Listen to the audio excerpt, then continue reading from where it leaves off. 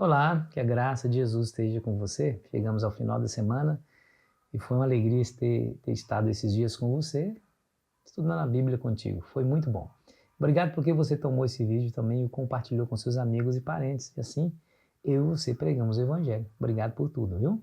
Se ainda não é inscrito no nosso canal, eu vou pedir mais uma vez, se inscreva, porque a sua inscrição nos ajuda a fortalecer.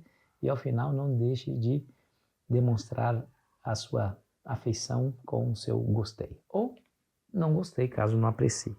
Tá bom? Vamos juntos aqui fazer uma breve recapitulação do que nós estudamos durante essa semana, controvérsias.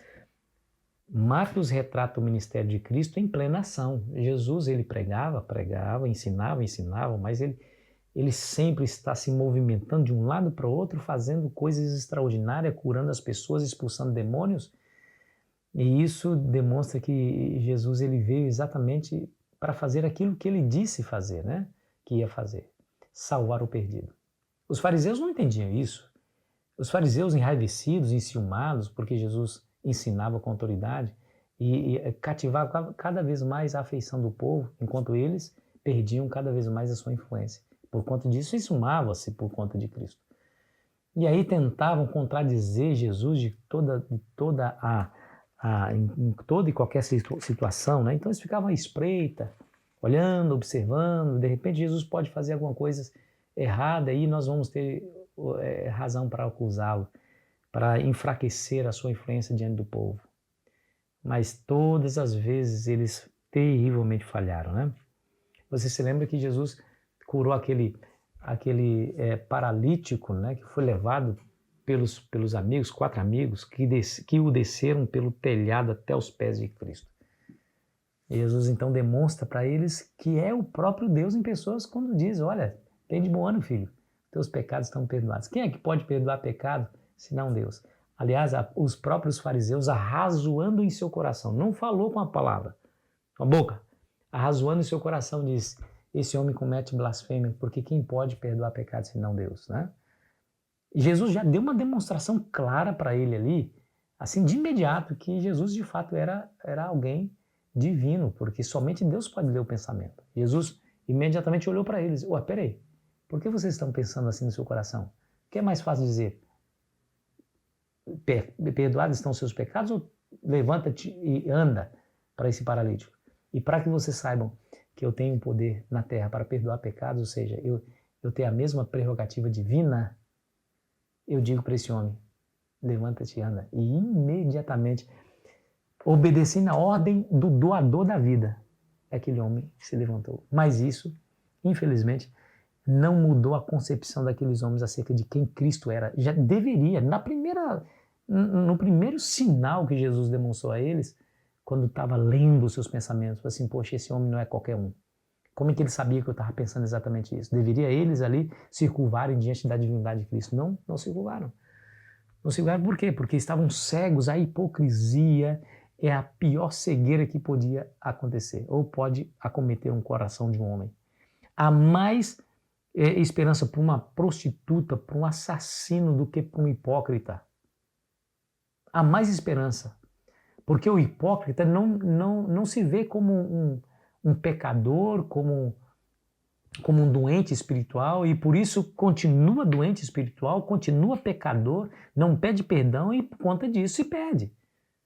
Agora um pecador consciente, ele clama a Deus, tenha misericórdia de mim, Senhor, tenha misericórdia, ser compassivo comigo. E aí encontra misericórdia, porque a Bíblia fala que a misericórdia triunfa sobre o juízo. Aliás, Miqueias 6 fala exatamente isso, 6 verso 8 fala exatamente isso. Que o que Deus espera de ti, ó homem, que pratiques a justiça, ame a misericórdia e ande humildemente com o seu Deus. Esse é o desejo de Deus para com a humanidade. A hipocrisia cegou aqueles homens. Jesus então chama Levi, sai daquela ocasião, chama Levi e o convida para ser um de seus discípulos. Levi era um publicano, pecador. Foi lá com Levi na casa dele, comeu, a sala se encheu de publicanos e pecadores. Mais uma vez os fariseus se enfureceram. Eles foram os discípulos de Cristo. acusando Jesus, dizendo assim, o seu mestre come com pecadores e publicanos, é? Jesus então disse assim, olha, os doentes é que precisam de médico e não sãos. Eu vim para salvar o que se perdeu. Demonstrando assim que ele era o médico da humanidade, né? Ele veio exatamente salvar aqueles que precisam de salvação. Olha aí, aqueles publicanos, aqueles pecadores tão abominados pelos fariseus tinham mais esperança do que eles próprios. E aí Jesus entra na seara e os seus discípulos colhem espigas. Mais um embate. Mais um embate. Por que os seus discípulos fazem o que não é lícito fazer no dia de sábado? Ah, é? Então, Jesus então olha para eles e diz, veja o caso de Davi, ele entrou no santuário. Quem é que pode entrar no santuário? Somente sacerdote. Ele comeu espigas. Comeu espigas. Desculpa, comeu espigas. Estou com na cabeça uma história falando de outra. Ele comeu os pães da proposição, que era somente para os sacerdotes. Somente os sacerdotes podiam comer. Eles comeram. Quer dizer, ele comeu. E não foi imputado a ele nenhum pecado, né? Porque ele comeu e preservou a sua vida. Os discípulos comeram para preservar a vida, eles não comeram para encher sacos e mais sacos de espigas a fim de levar para o mercado e vender e ganhar dinheiro com isso. Não foi por isso, não foi essa a motivação. Eles foram porque estavam com fome e colheram para comer. Os fariseus estavam condenando os discípulos por conta disso. E alguns desavisados, leitores superficiais da palavra, acham que Jesus estava quebrando ou autorizando a quebrar o mandamento por conta disso. Que absurdo. Aí no capítulo 3, no verso 1, fala sobre a história de Jesus curando na sinagoga. Logo ele entra de novo na sinagoga e estava ali um homem com a mão ressequida. E Jesus coloca ele no meio e diz assim para os fariseus: o que é lícito fazer no sábado? Salvar a vida ou matá-la? Fazer o bem ou fazer o mal?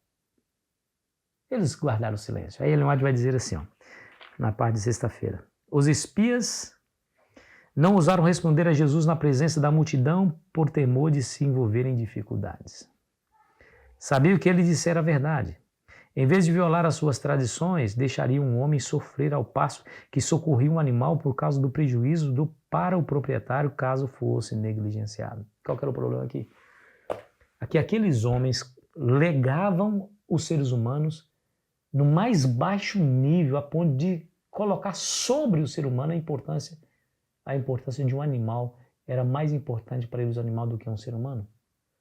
Porque se caísse uma ovelha num buraco no dia de sábado, eles faziam todo o esforço, suavam, se sujavam, né, para tirar aquela ovelha lá, porque aquela ovelha representa um valor monetário.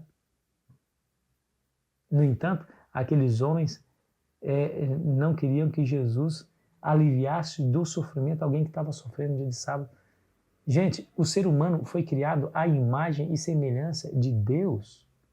Tem mais valor do que um animal, mas os fariseus consideravam o animal mais valioso do que um ser humano, porque eles retiravam do buraco no dia de sábado a ovelha que cairia ali. Hipócritas. Assim, maior era o cuidado que manifestavam por um animal do que por uma pessoa criada à imagem divina. E isso ilustra a atuação de todas as religiões falsas. Olha só. Criam no ser humano o desejo de se exaltar acima de Deus, mas o resultado é degradá-lo abaixo dos seres irracionais. Toda religião que combate a soberania de Deus tira do ser humano a glória que lhe pertencia na criação e lhe é restituída em Cristo. Toda religião falsa ensina seus adeptos a serem descuidosos para com as necessidades, sofrimentos e direitos humanos. Essa é uma religião falsa. O Evangelho dá alto valor à humanidade, como a aquisição do sangue de Cristo. Cada ser humano vale o sangue de Cristo. E ensina um amável interesse pelas necessidades e aflições humanas. O Senhor diz: farei que um homem seja mais precioso do que o ouro puro e do que o ouro fino de Ofir. Isaías 13, verso 12. Percebeu aí? A religião sempre vai nos levar ao encontro do necessitado. Eu sempre digo que se você não pode ver Deus face a face porque você não resistiria à glória de Deus, você pode contemplá-lo na face do seu semelhante. Porque aquele que chama Deus de Pai precisa considerar o seu semelhante de irmão, chamá-lo de irmão. Somos todos carentes da graça, da misericórdia e da bondade de Deus. Todos estamos nivelados, não há maior nem menor. Seria muito bom se nós pudéssemos olhar para as pessoas e dar a elas o valor que Jesus mesmo dá para elas.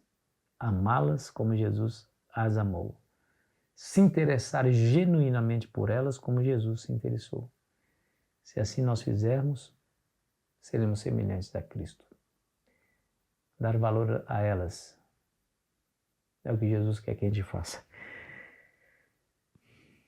E aí, o que pode nos ajudar a ver o sofrimento das pessoas como um paralítico? É uma pergunta para nossa consideração. O ódio e as tradições cegaram os líderes de tal maneira que nem mesmo os milagres de Jesus abriram a mente deles. Algo semelhante pode acontecer conosco também? A igreja pode ser uma família para pessoas rejeitadas por familiares biológicos? Claro que sim, né? O que significa o pecado imperdoável? Como saber que não o cometemos? Lembra do pecado contra o Espírito Santo? Atribuir ao diabo uma obra clara do Espírito Santo? Afastando-se do Espírito Santo a fim de não ser mais influenciado por ele? Se ele é o único que nos convence do pecado, então, se eu estou afastado dele, posso cometer um pecado à vontade que na minha consciência não vai ser pecado? E se não é pecado da minha consciência, não me arrependo? E se eu não me arrependo, não peço perdão? E se eu não peço perdão, não sou perdoado? E cumpre-se em mim a palavra que está escrita. O salário do pecado é a morte. Por isso, é pecado, ou é réu de pecado eterno, ou seja, morte eterna. Querido amigo, foi muito bom estar com você durante todos esses dias, viu? Continue lendo, estudando a palavra de Deus. Eu tenho certeza que você vai ser profundamente beneficiado a cada dia. E assim nós vamos construindo nosso relacionamento com Deus, buscando dele a força para enfrentar os embates e os desafios do dia a dia. Aproveite bem o seu final de semana. Vamos orar? Querido Pai, nos ajude a semelharmos a Jesus, a amar as pessoas como Ele amou, a nos interessar por elas como Ele se interessou.